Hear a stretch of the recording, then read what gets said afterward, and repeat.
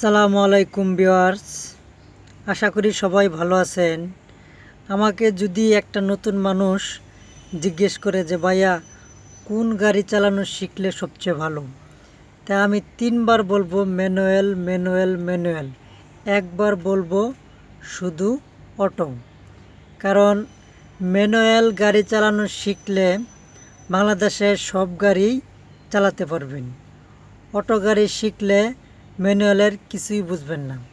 তাই গাড়ির মধ্যেই হচ্ছে ম্যানুয়াল গাড়ি।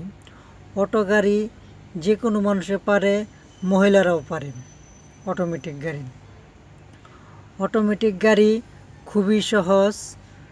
তবে আপনারা ডিসাইড করবেন যে ম্যানুয়াল গাড়ি শিখবেন। ম্যানুয়াল গাড়ি শিখলে কোনো গাড়ি আর আপনার সমস্যা হবে না, সব গাড়ি শিখতে পারবেন। এই দেখুন, আমি একটা জিনিস দেখাচ্ছি যে কোন প্যাডেলটা কতটুকু পাড়া দিতে হয়। আপনি এটা ধরেন পিক আপটা আপনি এভাবে পা দিবেন না। এই যে পায়ের পাতার যে সামনের অংশটুকু আছে, পায়ের পাতার আমার এই যে অংশটুকু, এই অংশটুকু দিয়ে পাড়া দিতে হয়। এই মাঝখানের অংশটুকু দিয়ে এই সামনের যে অংশটুকু আছে পায়ের পাতার, এই জায়গা দিয়ে আপনার প্যাডেল পাড়া দিতে হয়।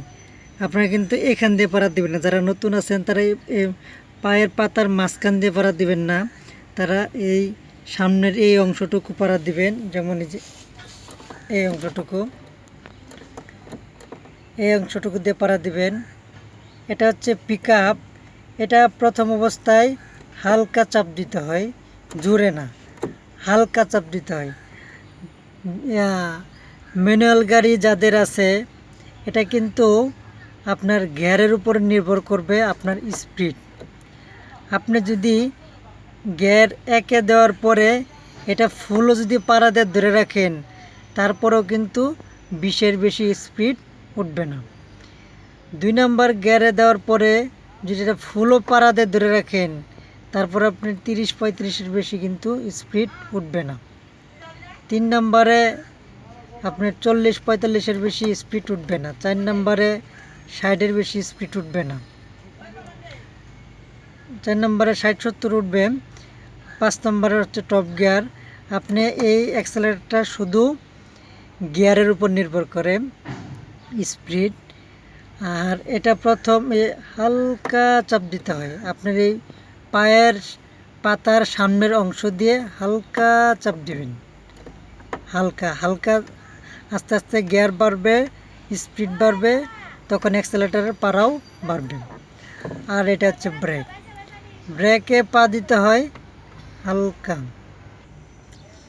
আপনার এটা হচ্ছে ব্রেক।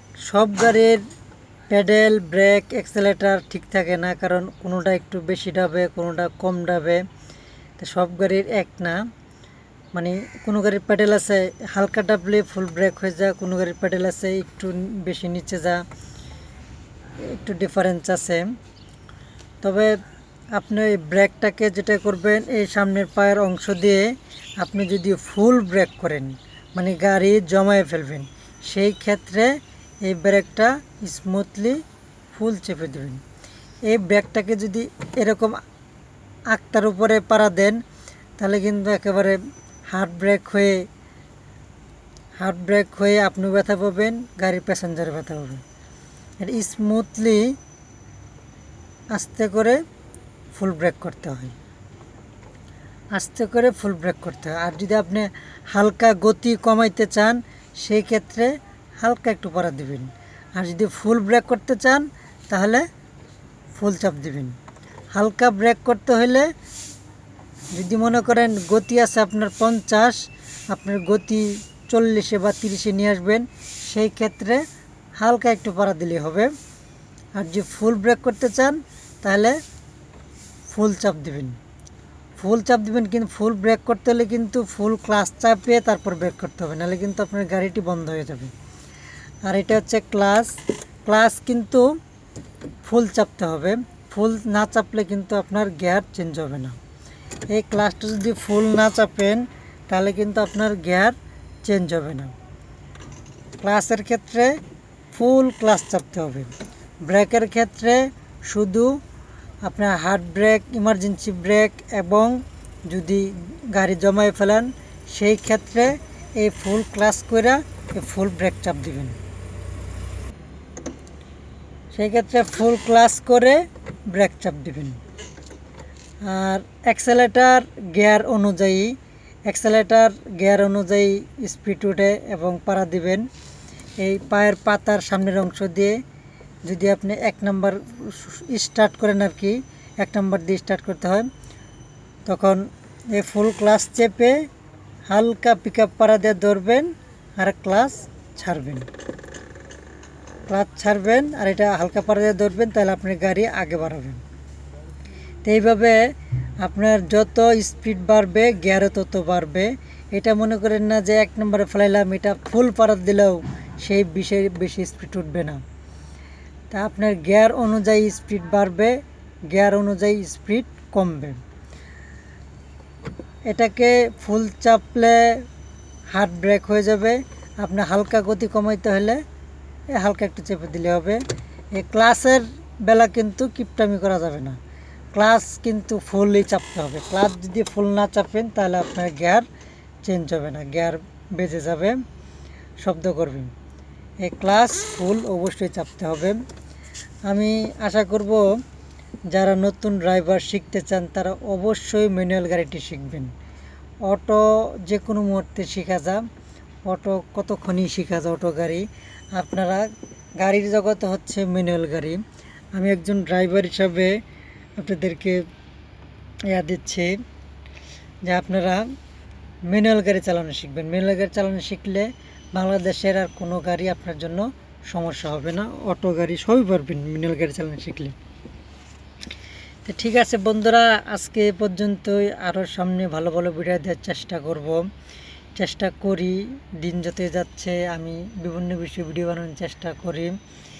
তবে আরেকটা জিনিস আপনাদেরকে বলছি, আমি কিন্তু একজন গাড়ি চালক, আমি একজন ড্রাইভার, আমি কিন্তু একজন ইঞ্জিন মিস্ত্রি নই। কারণ আমি কিন্তু গাড়ি সম্পূর্ণ চালানি ক্ষেত্রে যা যা আছে সবই বুঝি। ইঞ্জিনের বিষয়ে কিন্তু আমাকে প্রশ্ন অনেকে করে থাকে, কমেন্টে লিখে থাকে যে ইঞ্জিনের এটা। একজন ড্রাইভার হিসাবে যতটুকু জানার দরকার ততটুকু আমি কিন্তু অবশ্যই জানি, কিন্তু আমি কিন্তু কোনো ইঞ্জিন মিস্ত্রি নই। তারপরও আমি যদি কোনো জিনিস না জানি সেটা যারা জানে তাদের কাছ থেকে জেনে আপনাদেরকে অ্যান্সার দেওয়ার চেষ্টা করি। তারপরও আমার ভিতরে হয়তো কোনো ভুল হতে পারে, কারণ আমি যেহেতু ইঞ্জিন মিস্ত্রি নই। যদিও কোনদিন কোনো ভুল হয়ে থাকে তাহলে অবশ্যই আপনারা ক্ষমার দৃষ্টিতে দেখবেন, কারণ ভুল সবারই হতে পারে। ঠিক আছে বন্ধুরা, আজকে পর্যন্তই। আসসালামু আলাইকুম, সবাই ভালো থাকবেন।